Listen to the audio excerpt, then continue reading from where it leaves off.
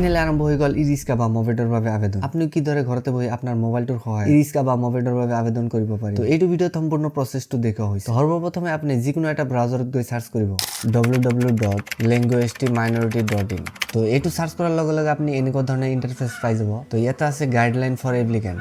তো এইটো ৱেবছাইটে অহাৰ পিছত অলপমান তলত আহিব। তলত অহাৰ পিছত দেখিব এপ্লিকেণ্ট ফৰ্ম ফিল আপ। তো ইয়াতে ক্লিক কৰি দিব। তো ইয়াতে ক্লিক কৰি দিয়াৰ লগে লগে দেখিব নাম্বাৰ 1ত আছে আইটেম ইনফৰমেশ্যন। তো ইয়াতে ক্লিক কৰি দিয়াৰ লগে লগে দেখা পাব ডিষ্ট্ৰিবিউশ্যন ফৰ মভেট আৰু ডিষ্ট্ৰিবিউশ্যন ফৰ ই-ৰিক্সা। তো প্ৰথমটো হয় মভেটৰ বাবে আবেদন আৰু দ্বিতীয়টো হয় ই-ৰিক্সাৰ বাবে। তো মই এপ্লাই কৰিম ই-ৰিক্সাৰ বাবে, তেতিয়াহ'লে মই সিলেক্ট কৰিম 2 নম্বৰটো। তো ডিষ্ট্ৰিবিউশ্যন ফৰ ই-ৰিক্সা। তো এইটো ক্লিক কৰি দিয়াৰ লগে লগে দেখা পাব নাম্বাৰ 2ত আহিব হৈছে পাৰ্চনেল ইনফৰমেশ্যন। তো ইয়াতে দিব কেণ্ডিডেট নেম, অৰ্থাৎ যিজনে আবেদন কৰিব তাৰ নাম। তো মই ইয়াত কেণ্ডিডেট নেম দি আছো। তাৰপিছত দিব ফাদাৰ্ছ নেম বা গাৰ্জেনৰ নাম, মই ফাদাৰ্ছ নেম দি আছো। তাৰপিছত দি দিব আপোনাৰ মোবাইল নাম্বাৰটো। তাৰপিছত আহিছে সিলেক্ট সেক্স। তো আপুনি ল'ৰা হ'লে মেল দিব আৰু ছোৱালী হ'লে ফিমেল দিব। তাৰপিছত আহিছে আপোনাৰ ভিলেজ আৰ টাউন। তো আপোনাৰ ভিলেজ কোনটো হয় ভিলেজটো দি দিব। তাৰপিছত আপোনাৰ পোষ্ট অফিচ কোনটো হয় সেইটো দি দিব। তাৰপিছত আছে আপোনাৰ থানা কোনটো সেইটো দি দিব। তাৰপিছত আছে সিলেক্ট ষ্টেট। তো আপোনাৰ ৰাজ্য কোনটো হয় এইটো অটোমেটিকলি এটাই আছে। তাৰপিছত আপোনাৰ ডিষ্ট্ৰিক্ট কোনটো হয় সেইটো দি দিব। তাৰপিছত আপোনাৰ পিনকোড, এৰিয়া পিনকোড যেটো আছে পোষ্টেল পিনকোড, তো এৰিয়াৰ পিনকোডটো যেটো সেইটো দি দিব।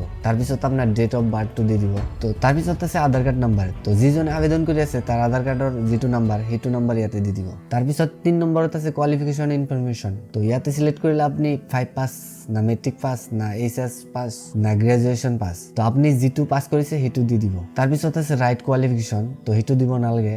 তো 4 নম্বৰত আছে আধাৰ ইনফৰমেশ্যন। তো ইয়াত আছে সিলেক্ট ৰিলিজন। ইয়াতে অটোমেটিকলি আপোনাৰ হিন্দু সিম থাকিব, কাৰণ এই মভেট আৰু ই-ৰিক্সা এইটো অনলি ফৰ চিডিউল কাষ্টৰ বাবে, অৰ্থাৎ এছচিৰ বাবে। তো তাৰপিছত আছে সিলেক্ট কমিউনিটি। তো আপুনি বেংগলী না হিন্দী, তো যিটো আছে সেইটো দি দিব। তাৰপিছত আছে S1 1 জানুৱাৰী 2025। তো যেতিয়া আপুনি ডেট অফ বাৰ্থটো বহাই দিব তেতিয়া অটোমেটিকলি ইয়াতে বয়সটো বহি যাব।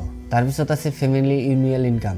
1 বছৰত আপোনাৰ পৰিয়ালৰ কিমান টকা উপাৰ্জন কৰে সেইটো দি দিব। তো মিনিমাম আপোনালোকৰ 3 লাখৰ ডাউনত হ'ব লাগিব। তো মই ইয়াত 85,000 দি আছো, 85,000। তো 5 নম্বৰত আছে ডকুমেণ্ট আপলোড। ডকুমেণ্টত আপোনাৰ লাগিব আধাৰ কাৰ্ড, ভোটাৰ আইডি আৰু ড্ৰাইভিং লাইচেন্স। তাৰপিছত আপলোড কৰিব ভোটাৰ আইডি আৰু লাষ্টত দিব ড্ৰাইভিং লাইচেন্স। তো এই তিনিটা আপলোড কৰি দিয়াৰ পিছত আকৌ এবাৰ ভালকৈ চেক কৰি ল'ব। তো চেক কৰাৰ পিছত ডাইৰেক্ট ফাইনেলি সাবমিট কৰি দিব। তো সাবমিট দিয়াৰ পিছত এনেকুৱা ধৰণৰ এটা ফৰ্ম ওলাব আৰু এই ফৰ্মটো আপোনালোকে PDF বা প্ৰিণ্ট আউট কৰি ল'ব।